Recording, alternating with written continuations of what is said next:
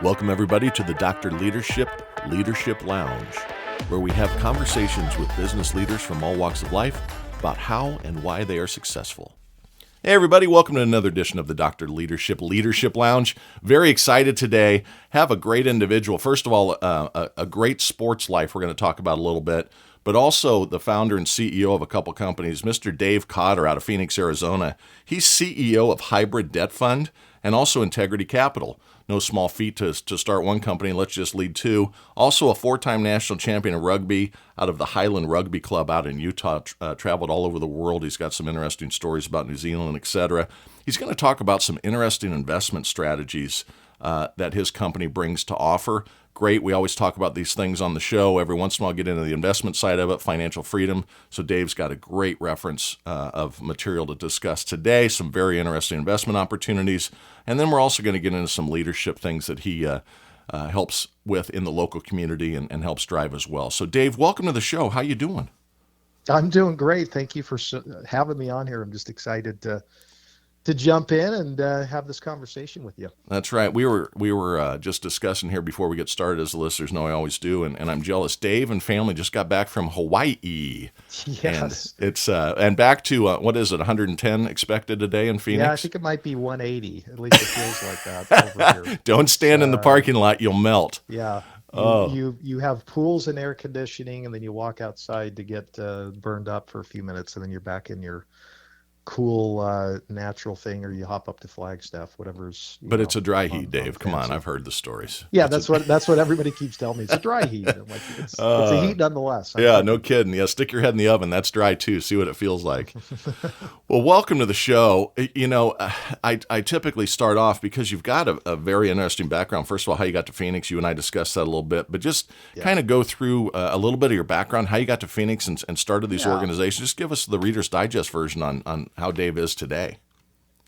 Yeah, originally from Utah, had a company I started up there, just a landscaping company going to college. And one of my best friend's mom just, kind of said, hey, you want to go see your buddy down at Arizona? So I ended up flying down for the weekend. And towards the end of the week, we were sitting in his backyard and he said, hey, we want to rent my room for $300. You got to be here in 1 week. And I'm like, that's pretty quick. So I ended up selling my company, moving to Arizona, and that kind of started my foray. While I was at ASU, I started buying and selling loans from banks with a really wealthy guy that made a bunch of money back in the RTC days, and he sort of took me under his wing to acquire loans for banks and flip them and make money. And so I learned a ton about that, and I hated the business because every time we closed, someone was, pissed.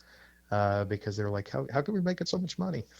And I thought, I think I need to do something a little different because I don't know if I can develop relationships this way. So I ended up rolling out in June of 2003 with a partner of mine to start originating commercial real estate loans back in June of 03, and kind of went through all of the fun, beautiful times of 2008, where I thought I was so smart until 2008 and got, nice and hammered through the tsunami of the downturn. And then, brought us up to a couple of years ago when we decided we wanted to launch a fund, as well as still run the company over here. So we've got Hybrid Debt Fund, which is a really niche-y product that most people don't really understand. It's kind of a blend of debt and equity where we lend to developers 5 to 15 million. We do what we call a stretch senior loan that allows them not to have to raise as much equity.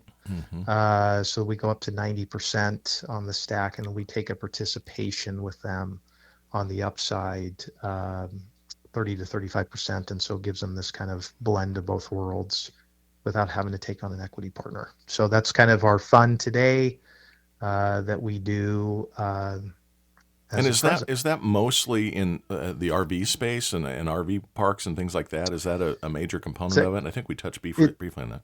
Yeah, it's across pretty much 4 food groups. You got multi-industrial, retail, and self-storage. Meaning multifamily, right? Yeah, and I develop RV parks, but we haven't quite forayed and gone into financing them. Gotcha. So yeah, but those are the asset classes that we focus on, and it's really what would be considered kind of a private credit commercial real estate investment. I mean, that's from the investment side of the world, which is really a fascinating industry because it's a 2 trillion dollar market. I Oh mean, gosh, yes. it's huge, and all the private credit is kind of just going that direction while the banks are shrinking. Hmm. That's the trend because it's getting so heavily regulated that people are just having a tough time getting their loans done. And it doesn't help that the Fed, obviously, the interest rates are so high right now. Right. Um, Right. so that's where people are getting good returns, good structure, good investment with lower risk.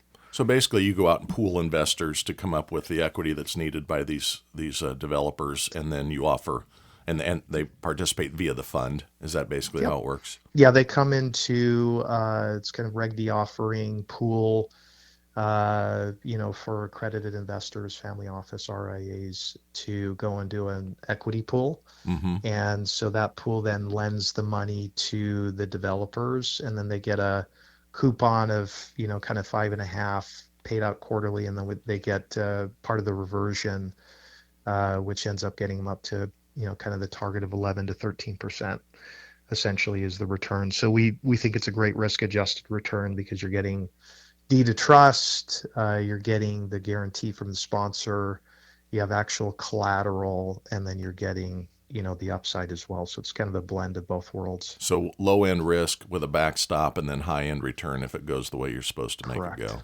Yeah. That's why we like it so much because you Mm-hmm. have the security of a deed of trust. You could, if you do private credit, most of the times you're just lending against the business and the Right. business Hoping goes it goes south. well. Right. Right. There's nothing to have. No collaterals. Here, if something Yep. goes south, you got a piece of real estate. Yep. Yep.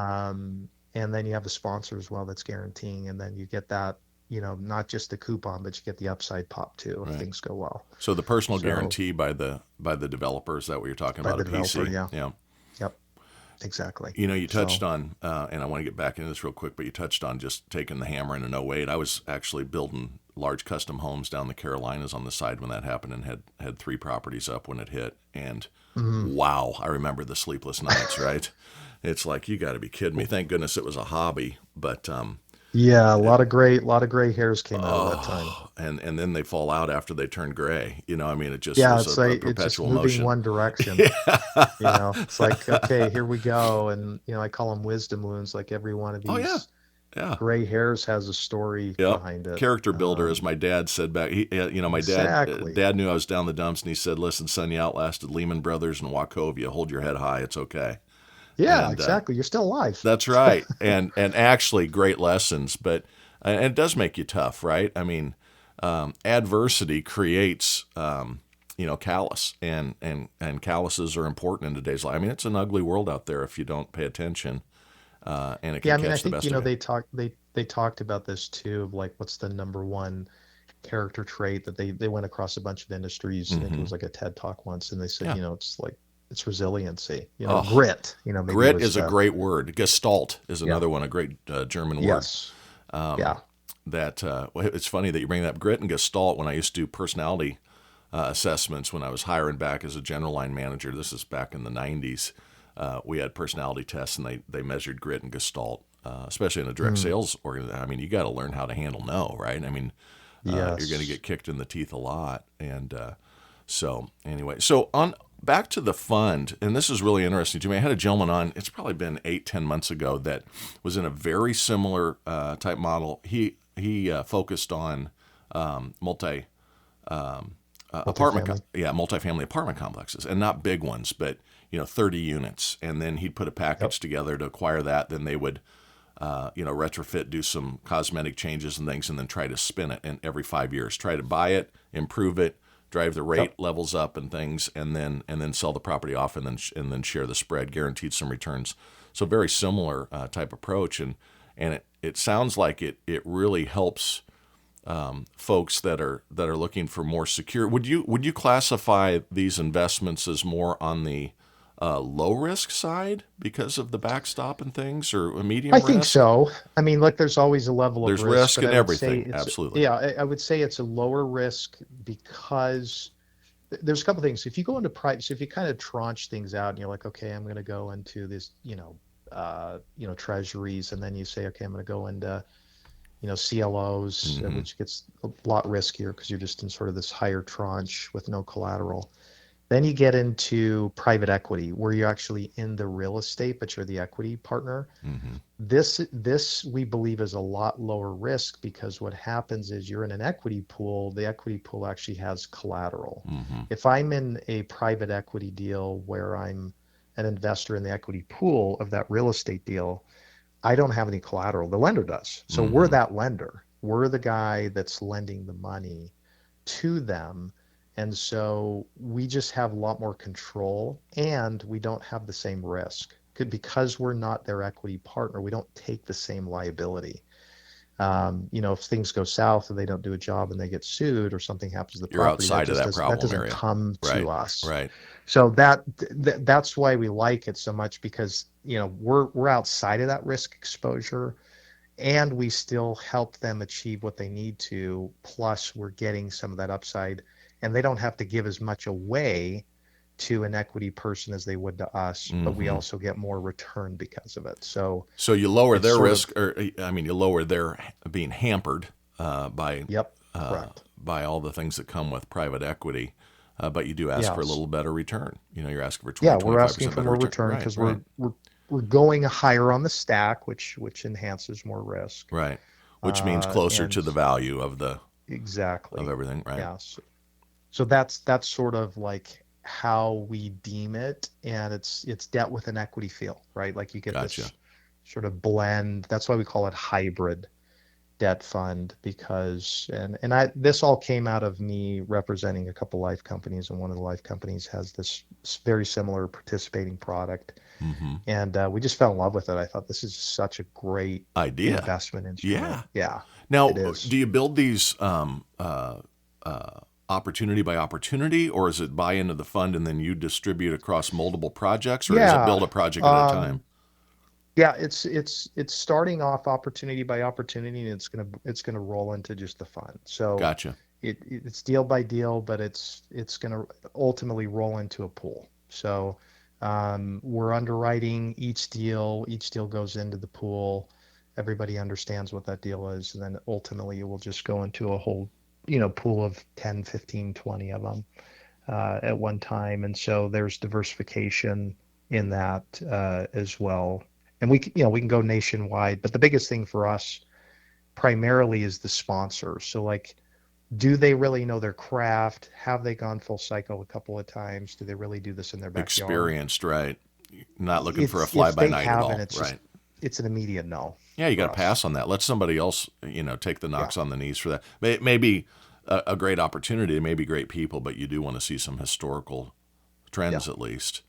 yeah, You're talking 100% for talking about us. underwriting. My wife was in the insurance business for forever, and we were on a trip over to London and got to visit Lloyd's of London, and the originators of underwriting, and meet their senior staff. And if you've never been, one of the coolest buildings I've ever been in my life. It's like 30 stories of open atrium with crossing escalators for like 20 stories going up. It's just it's surreal. It's like they're floating in Really? air. Yeah, and the original underwriting books.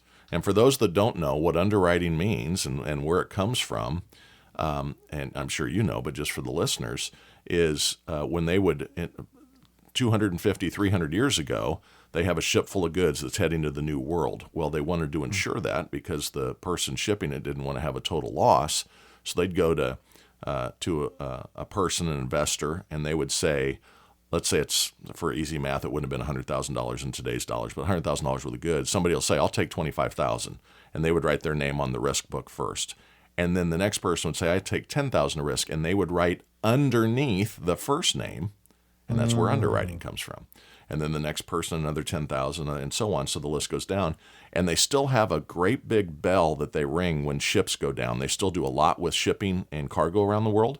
And when we were there, really? somebody rang the bell. A ship had sunk in the Indonesian Sea in a storm, and they still traditionally ring the bell and then go and then put a stamp on the book. And It's just really some things don't change. Yeah, I mean, it Wow. was really, really cool experience That's a I honestly did not know that. about underwriting. That's new to me. Yeah, that's where underwriting comes from. And they have these books from Wow. 400 years ago where you see names like, I'm making up Captain Hook and Yeah. Nelson, all these different bigwigs that were rich people that would take a portion of the risk for fees, and that's It's where interesting underwriting how that comes from. just Yeah, manifests even in like the CMBS world where they do tranches of risk on the portfolio where they just break them out into the A, the B pieces, to try to diversify risk. yeah, to try Yeah. to spread it, right? Nobody wants to take the whole lump, No. or very seldom, and that's where that all comes from. Yeah, so it was a very interesting day. We were kind of like, oh, gosh, what are we going to do at Lloyd's of London? And then you walk in this building, and all of a sudden and I was a history major in school, so I'm all this history stuff. I didn't want to leave.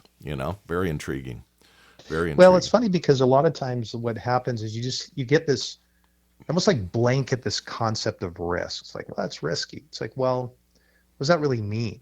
Yeah, Like, and that's a you that's a have to very subjective compartmentalize. statement. That's right. Yeah. It's like, well, okay, what's the specific elements of risk, right? That's why you deal with the compartmentalization of it and go like, Hmm. okay, we've got to deal with the individual, got to deal with the financial, got to deal with the property and the geographic. Like, there's so many things that go into it that I think the wisdom of the time matters because you have a different pair of eyes to be able to see things and go, hey, it's probably doesn't make sense because of experientially with all these people. It's like that's why we're passing because of that. That It's one it's a smells a little risk that funny we to just us. can't. Right, right. We Yeah. just can't get around. Like there Right. comes a point where you go, it's a risk that we can't really get comfortable with to underwrite, and so it's a pass. Hmm.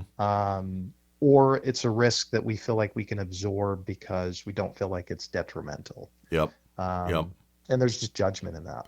And I say all the time. I'm sure I've said it on the show a couple times too. You want very smart people in 3 or 4 sections of your life. Everybody, especially when you start to get a little bit of financial freedom and you start to develop a little bit of nest egg and those types of things. But you want a very good investment financial planner. You want a Yep. very good accountant. You want to know a good attorney and hopefully not use them often. Yeah, that's true. And then So you true. want a really good banker. And that's where you hire professionals, right? Because emotions can, every once in a while, they catch a flyer and something good happens. But more time than not, a lack of emotional intelligence or getting too wrapped up into something emotionally leads to a bad decision because you just Yes. you hope it's going to go well instead of sitting back and soaking in the data like you were just speaking of and saying Yep. it's nothing personal, it's just a business decision. The risk It factor for is. us is not appropriate. Good luck finding someone else. It's nothing. Come Yeah. back with the next one. We'd love to talk again. This one just doesn't meet our mix portfolio. Yeah, you have to yeah, you're correct. I mean, you have to be able to have those people that are professionals and that will also not be bobbleheads and Yeah. be able to, push back on things. We talk about that with our staff all the time. I'm like, look, I'm not looking for bobbleheads. Like, if you You don't want think this is challengers. the best Yep. idea, Yep. Yep. you got to say it. Yep. There's an So old that's book called The Challenger Mindset that was around mm, in, gosh, when was that? We shared that book at work. When was that? Probably 2010, 2012. And it was all about you want people to push on you about your weak spots. It goes all the yes. way back to Kaizen and Six Sigma. It's challenging not to be negative, but to ensure that we're trying to uncover all the rocks, right? We're trying to look under everything of potential missteps, something we've missed. You want, it could be the best idea in the world, but you want someone to challenge it. What if this happens? What if that happens? I don't know if you've ever read the book, The Five Dysfunctions of a Team, but Patrick Lencioni, Mm-hmm. he kind of talks about this idea of what he says ideological conflict. And Mm-hmm. he says, if you're on a team, a really good team with A players, he says, there's a distinction between ideological conflict and personal conflict, meaning I'm attacking the idea, right, not the Mm-hmm. person. Mm-hmm. And we're gonna have conflict around this idea because we're trying to get to the best solution. And so it helps take the emotion out of it to go like, hey, Mm-hmm. this isn't I always tell people, I said, look, do you want to, if you're going to get in conflict, you have two questions. Do I want to be right or do I want to get it Get it right? right. Right. And I said, if you want to be right, I said, it's going to go south. Yep. If you want to get it right, then you're going That's to go into a whole collaboration. different Yeah. mindset. Yeah. I've said for So, years, people, and it's because of how we're wired, but people don't like confrontation. And I say what you need to put it in your mind is it's carefrontation. I care for the yes. outcome. This isn't confrontation. This is carefrontation. Saying the same thing that you just did, but I've said for years I need to copyright that, and I haven't made the T-shirts yet. But It's it a real great, I'm going to steal that one. yeah, it's a carefrontation approach to these things because the outcome is what everyone's interested in. At least that's what we hope we're interested in, is the Yeah. positive outcome, especially as an investment guy. Now, how do people participate in the fund then? How do you go out and find your package players? Yeah, so people can, so it's all accredited investors. So we have head of distribution and then also kind of investor relations. So we basically, people come in to the fund as capital commitments through kind of our platform, where they can come in and invest, anywhere from 200 plus thousand into the fund, and Okay. then they'll go through the subscription documents and everything in order to come in. We take capital commitments, Mm-hmm. and so someone says, okay, I'm committing to $1 million. And then what we do is drawdowns. And so once we distribute money, then we do drawdowns, and that's when everything kind of happens. So it's a closed-end fund, so it's a 5 to 7 year cycle, just because we're rolling through loans. They're going to be 3 years at a time, Mm-hmm. and build the portfolio up. And so, and so it's more patient money. So we're dealing with family offices, RIAs, and And pensions, high net RIAs worth is real estate individuals. investment, It's actually registered investment advisors. registered So investment advisor. it's an interesting new world where registered investment advisors are really pushing pretty hard now into what are called alternative investments, which is Mm-hmm. that this would be considered that, Mm-hmm. outside of just stocks and bonds, where you're going, okay, I want to be able to look at something that's an alternative that has maybe a better return profile than what I've been getting. And so now these registered investment advisors will take people and say, hey, look, let's go into this hybrid fund, or let's go into this over here, which is Bitcoin or whatever. Right. And so they have the ability to do the due diligence and then go through, and then we get on their platform, and then they can invest, whatever increment that they want to go into. Like I just did that with my financial planner on a sort of CLO thing that I invested in.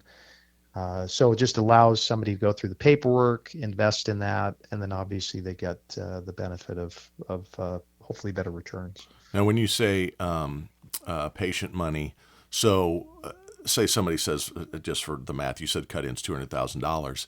Somebody commits to $200,000. They give you that money. Mm-hmm. When do they start seeing return or dividend, whatever you classify it as dividend payouts, or do they have to hold for that 5 to 7 years and then it all comes to them at once? Yeah. So what happens as soon as that money is drawn down, then it immediately starts accruing the 5.5%, and then they get paid literal checks every quarter. Quarter. Okay. And then what happens is when that, call it 2 to 3 year period, comes up of that loan life cycle, then they would get that pop, right? Which would kind of lift them up to the 11 to 13%.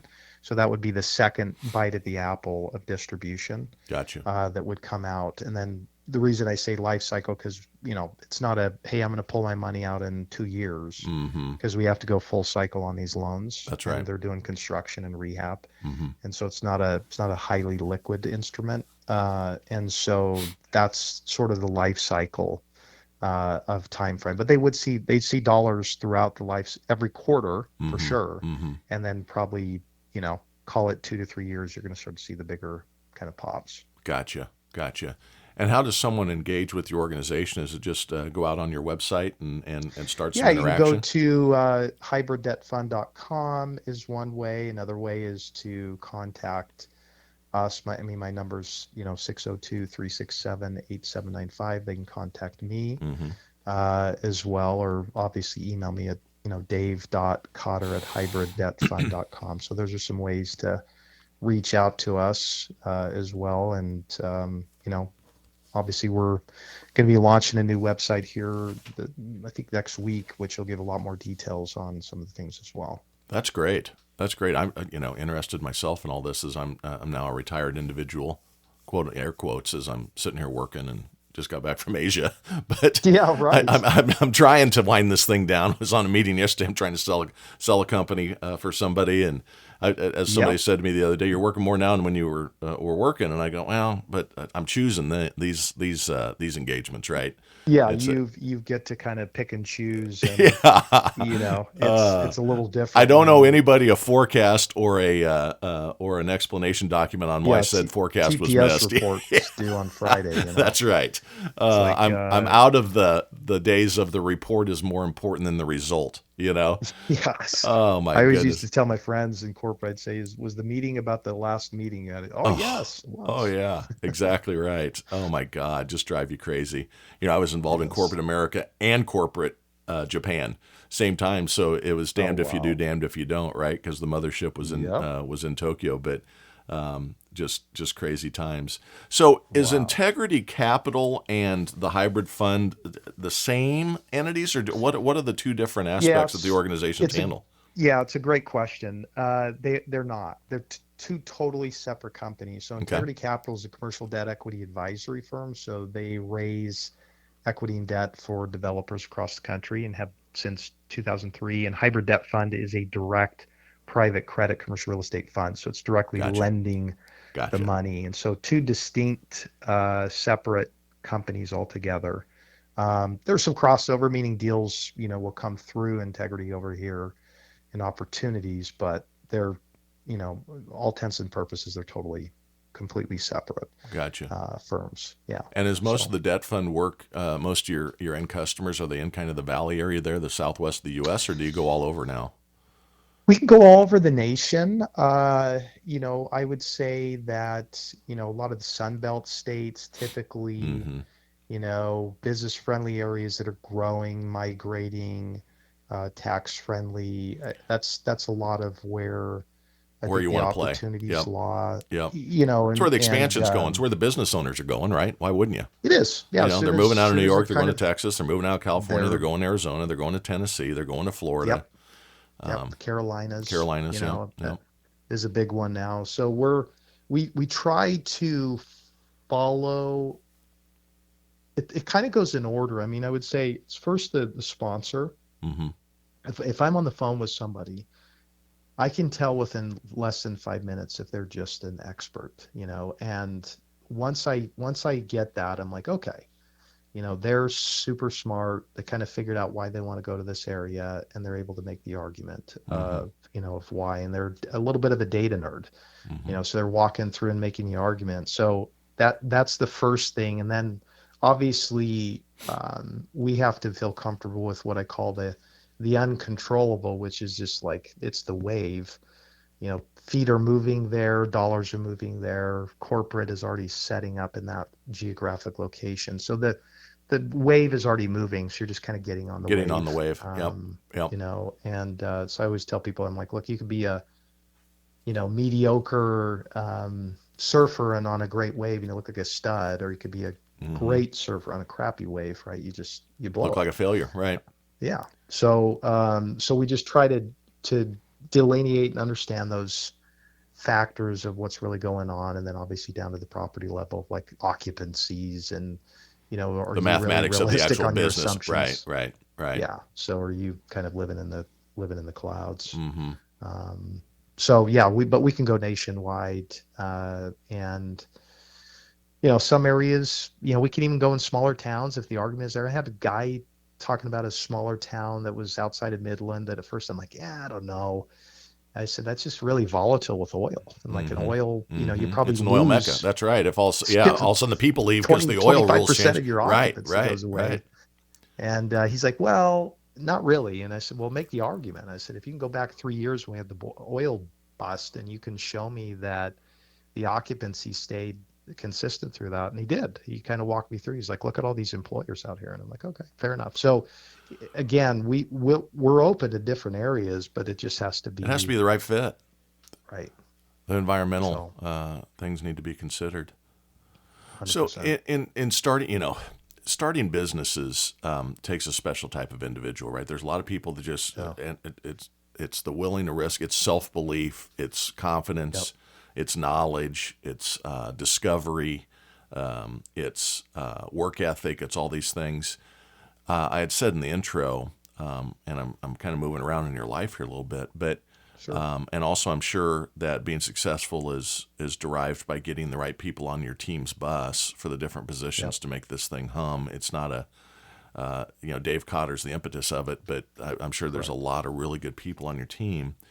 Yep. Tell me about, you won 4 national championships at the club level for rugby across the U.S.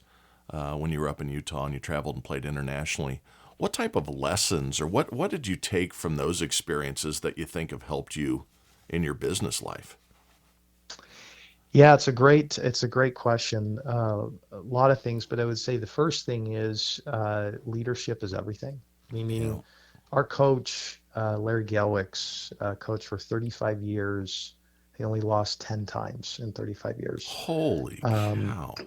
and they That's actually a made a movie record about him. somewhere, isn't it? I mean Oh, it is. that Yeah, it's a yeah. it's a record. It's a dynasty. I mean, you can go rent the movie Forever Strong. They made a movie about him. Um, I'm on gonna do that. Netflix. And essentially, he just created a very, very clear culture with the boys that was just, this is how we operate. This is how, and he said, look, I'm not really trying to build championship teams. He says, I'm trying to build championship guys. And, he was just really clear about like building men of character, and he just hammered that thing home all the time. Stories. I mean, by the fourth year, I knew every story he was going to tell. That's great. So just the power of culture, the power of a leader that's just on purpose Mm-hmm. about what he's trying to accomplish and just hammering that home and showing us that he really cares about us as individuals. And that really, I think, translates to you got to have the right team for sure, but you've got to just be so on purpose about like what you're doing and where you're going and what you're trying to accomplish. Just hammer that home Mm-hmm. over and over and Mm-hmm. over again.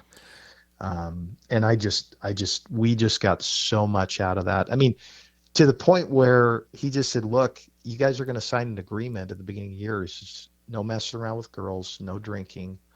And he says, if I find out you do, he says, I'm not the one who's going to kick you off. It's going The to be your team. teammate. Mm-hmm. And so we were accountable to each other. And we had to run outside of practice 2 miles plus, 10 100s, 10 50s every single day. And so we would call it putting our shirt on. And so Mm-hmm. I'd always call my buddies and go, hey, do you got your shirt on? Did you do your Mm-hmm. running? And so it was just this very high accountability place that just was magical. I mean, he created an environment where we were going to thrive because culture and values mattered. A couple And couple stories about it. This stuff resonates. It just gets my juices flowing, right? yeah, When you talk about putting your shirt on, I've told the story. It's gosh, probably been a year and a half since I have told this story on the show. But Walter Payton used to say that you go to practice to learn what you need to practice when you're not at practice. I mean, mm, he would go home after 3 hours weight room and tape room, and then on the field working through offensive structure and everything. Then he would go home and he had a big hill in his backyard. And the story goes that Sweetness, his nickname, he'd run up and down the hill till he vomited. Then he'd start again, and then he'd work on. It's just and you look, the guy was unbelievable and had no supporting cast except an 85. I mean, the guy had nothing yep, for all those no, years. And then you and I were touching on kind of coaching before we hopped on here, and you go to like a Dan Gable at the University of Iowa, all those national championships, very similar to your coach, just dominating, but it was all about the culture, yep, and then there's so many different big time coaches like that in life that have been the maker of men, not the maker of championships, but the maker of men. yes, What I thought of when you were speaking about is the Miracle, right? I mean, the yep, Olympic oh yeah, team, that movie, you just the sit there hockey and team, oh my God, and took these 17, 18-year-old kids, 20-year-old yep, kids, and defeated the mighty Soviet Union, and the Czech Republic Well, before that. And it was just unbelievable. well, I think that's the heart of a young man is to have somebody who is a strong leader to say, I believe in you and I'm going to hold you to a higher standard. And I'm going Accountability. to, Yeah. it's like one guy told me, he said, look, men are like trucks. They just do better with a load. And, so I it's love just, that.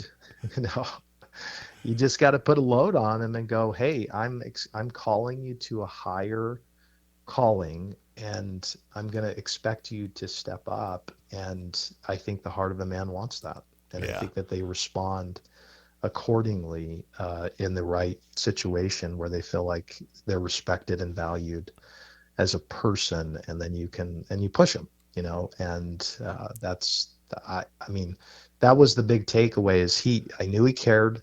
Yep. He wasn't going to put up with anything less than your best. um, and we wanted that, That's and awesome. I You think just people, described the that's men's what people psyche want. better than any book has in the last 30 years, Yeah, with the carrying the load analogy.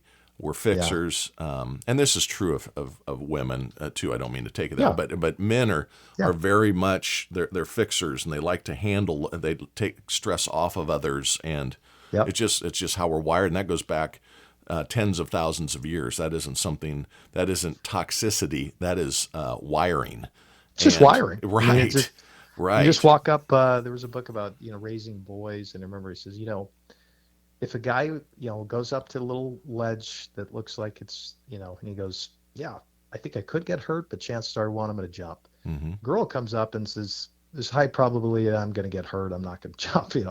It's not even right or wrong. It's just a different different wiring. wiring, and men are wired to run into war. Yep. And so we just kind of want to storm a hill and we want to go battle. And it's just like, that's good. We It should is celebrate good. that. We, and, Um, and, and the culture problems in our country right now, 80% of them could be fixed with good dual parenting households and yep. father figures. And you can, someone out there maybe can twist my words any way they want. I don't care. Sure. But Yeah. culturally, you need nurture and you need Yep. strength, both. And You that's do. why there's two parents involved, and that's the high success. Yep. If you go back and do any of the math and look at any of the studies and everything else, the reason our culture is so bad is a couple of main things: the drop in church going, and it Yep. doesn't mean that you got to be any specific religion, but the church was the reinforcement of the parental guidance all week. You went to church on Sunday, and the pastor, the priest, Yep. the whoever reinforced that this is good and this is bad. You mind your Yep. parents and you work It's hard. morality. It was all about morality, and it was all about just community. You gave to others. It wasn't about me. It was about we. And then two parents in the household. You go back in the Yep. 50s and 60s, the reason that America was roaring and doing so well is because all of those components were in place. And then you get these outside entities that you're supposed to be free and not held by legacy conceptions and all that. Well, I'll tell you what, the legacy conceptions seem to work pretty damn good. Yeah. I Don't know. break what is, don't fix what isn't broke. But that's about 12 episodes waiting to happen on the show right here to get deeply involved with that. But it's so great to hear that you had such a mentor type coach and somebody that really Yeah. pushed you. Do you Yeah. do you think that was critical in your success? I do. I think there was a couple of critical things to my success, which was one, I did have that household, right? I had a Mm-hmm. dad, and unfortunately, he passed away when I was 18. Oh gosh, I'm so Um, sorry. but he was a great dad. I mean, he Mm. just loved me well. He pushed me. He was believed in me. He was there for me, put up with me, Yep. and I was a mess. Oh, me Uh, too. Oh, good gracious. and mom was great. And so I had that, constancy of that plus, the coach. I mean, I would Mm-hmm. say those are the two sort of frameworks Mm-hmm. for, it's funny, our kids always say, it's such a meanie, why do you always have us do this? So, well, let me ask you a question. I said, what if I let you do whatever you want? I said, how do you think that would turn out? Not good. And I You'd be said, eating yeah. Tide And Pods. We saw it on TikTok. yeah, I said, I said, you wouldn't be happy and neither would anybody else. So I just said, that's why you have parents And your that can form kids you and frame will you. look back Yeah. when they're 30 years old and will cherish you being a high expectation parent. Yeah. I was raised by World War. I was a late child. I was World War II parents. My dad was 42 when I was Mm, born. He was in the Philippines and the South Pacific. You didn't talk back to that. yeah. He didn't have Right. to ever lay a hand on me. I just knew what would happen if I got out of line, and I got out Sure. of line, but Yeah. it wasn't ever disrespectful. Yeah. I remember one time, and my mother is the greatest woman ever. She's still alive, almost 96. My dad, we lost at 85. But I can remember I was standing up in the front seat of the car, driving down the road, both parents smoking, windows up, right? I mean, this is the early 70s.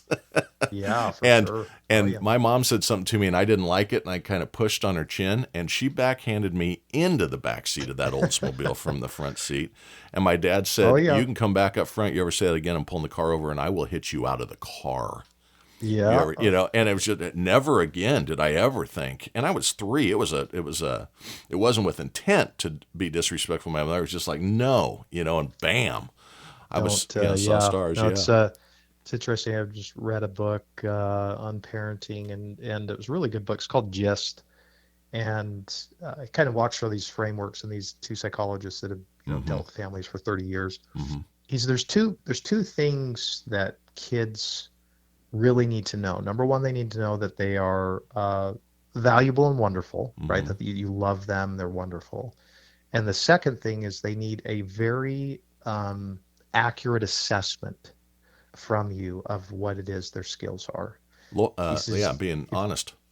yeah, just being honest. Like, he says, your son has a crappy football game. Oh, you did such a good, he knows you're lying. Mm-hmm. He needs you to be honest about Mm-hmm. what's really going on. And so we try to apply that, like, hey, I love you, and all at the same time, like, you're this is what I expect. So Feedback is a uh gift if we choose to accept it, right? I mean, yes. that's true. You need feedback as a business owner of two Oh, places. Yeah, that's all why the time. leaders always look for some other resource, mentorship, those types of things from an Yes. honesty standpoint. Yeah. Warren Buffett, brilliant guy, but Charlie slapped him around when he needed slapped around, and Yeah. vice versa. That's true of anybody that is of greatness. Is they had someone holding them accountable too. Because let's face You it, have to. continuous improvement is how you get through this life and how you succeed. If Yeah. you don't want to be that person, that's fine. That's a personal choice, but just Yeah. don't expect outcomes that are different than the inputs. Don't expect outputs that do not align with your input level. If the input level is John, high, output levels are going to be high 9 out of 10 times. yeah, John Maxwell always says, though, he calls it the law of the lid. It's like, look, Hmm. your company is not going to grow only to the extent of your own growth. So if you're Hmm. not growing, don't expect, if you're not an 8, don't expect to get eights. You know, Hmm.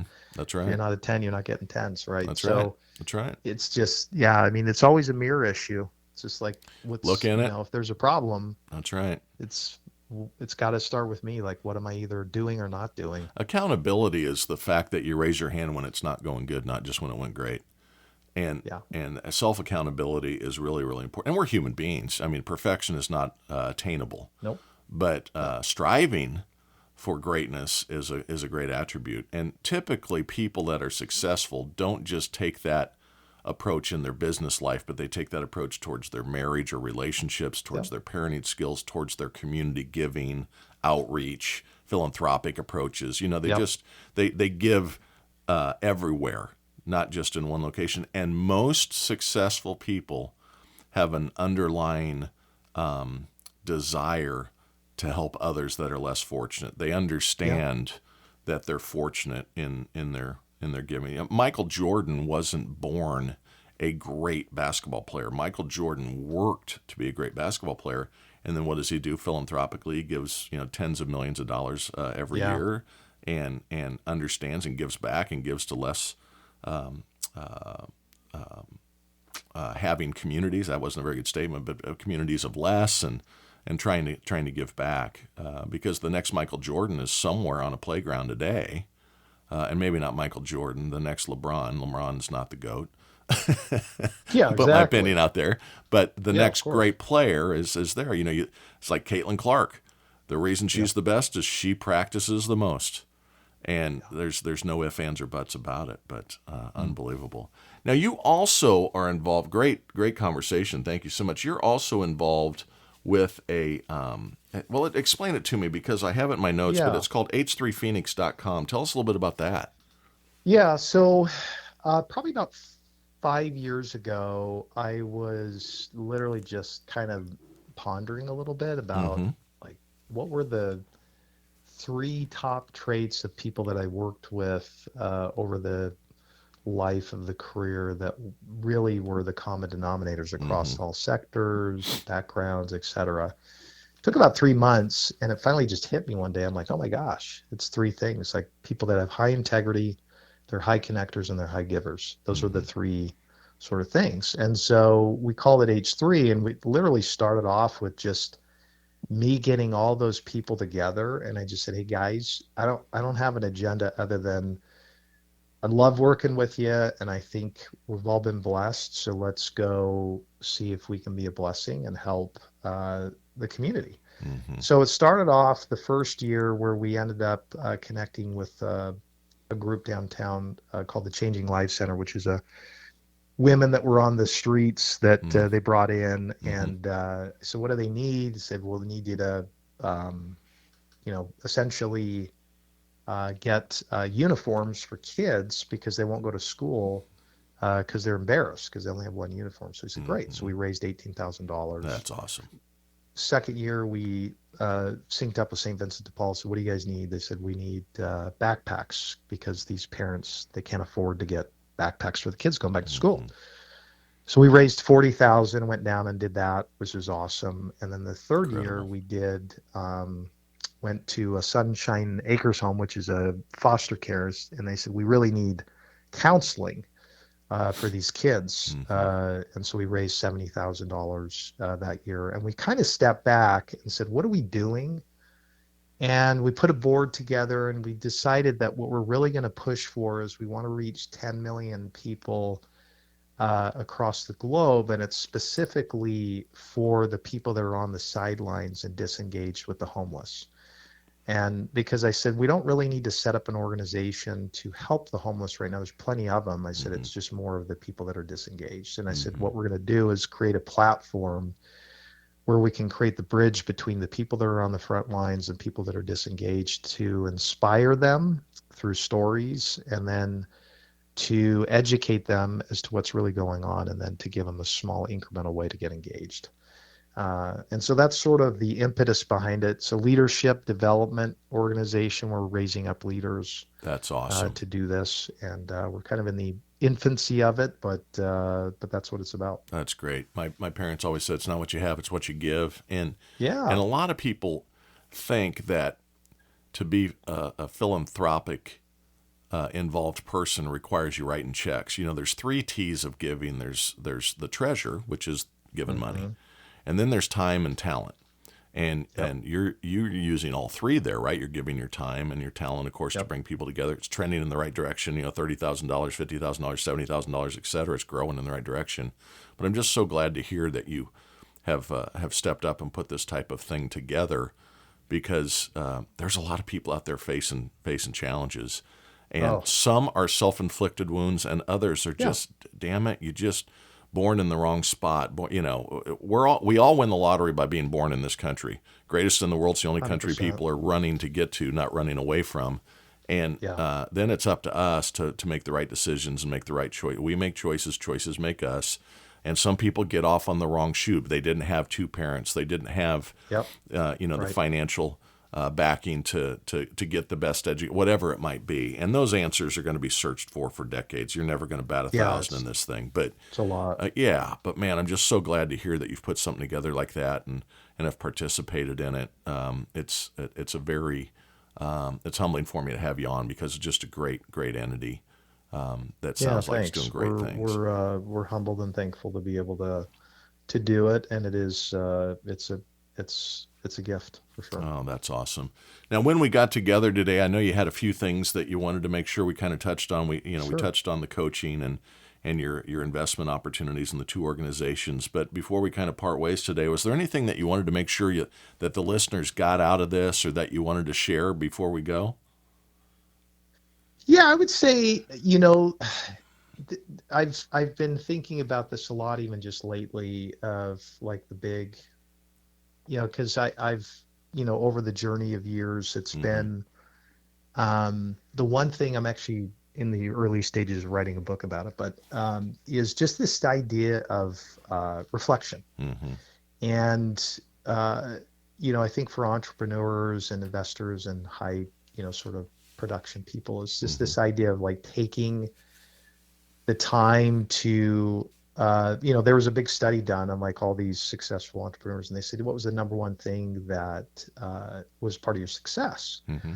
And I remember reading it and I was kind of just a little baffled. And they said it was reflection. And it's reflection. And they said, yeah, taking the time to slow down and stop and then read and go, what just happened?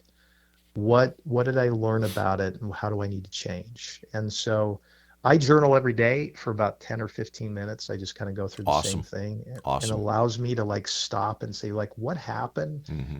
How did I learn from that failure? Like, what do I need to do to change? And then what's the one thing I need to put in motion? So I guess the big takeaway is just encourage people to like slow down, because you get stuck in these patterns and you just, because you won't stop and go Oh like, yeah. what's going on, and really check it out. So that's Yeah. what I would say. That's awesome feedback.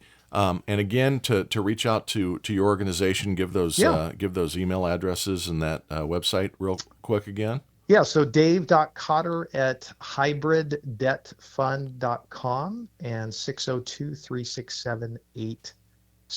602-367-8795 Man, is my number. just a great conversation, Dave. I appreciate you coming on the show, and to all the listeners out there, take the lessons and take some of the experiences that Dave shared today, and those inputs that you give to yourself will create some amazing and awesome outputs. And then all you do is you just keep that shit up. We'll talk next week, Yeah. everybody. Thanks.